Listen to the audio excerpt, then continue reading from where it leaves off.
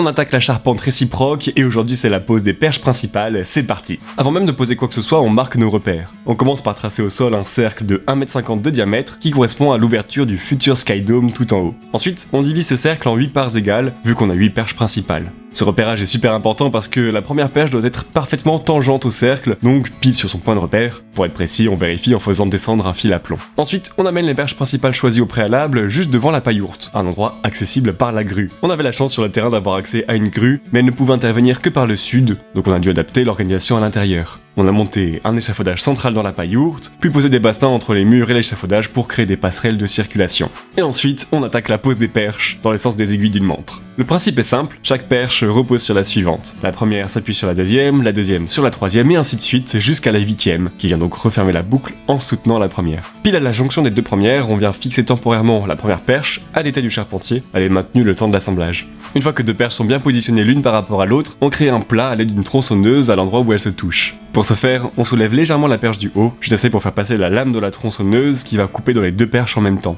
Puis pour les assembler, on perce les perches avec une mèche de 18 mm pour faire passer une tige filetée de 16. Entre les deux, on vient glisser un crampon bulldog, c'est une pièce métallique avec des dents de chaque côté, qui fait que quand on serre l'écrou, les dents s'enfoncent dans le bois des deux perches et empêchent tout glissement. Une fois le crampon en place, on ajoute une rondelle, on serre un écrou, mais attention, on pense à faire un petit plat là aussi, c'est-à-dire une surface bien plane à l'endroit où va s'appuyer la rondelle pour éviter que le tout soit bancal. En plus des tiges filetées, on vient visser des cales sur les perches pour sécuriser le tout, et voilà, les perches principales de la charpente de notre paillourte sont en place, on revient très vite avec la suite.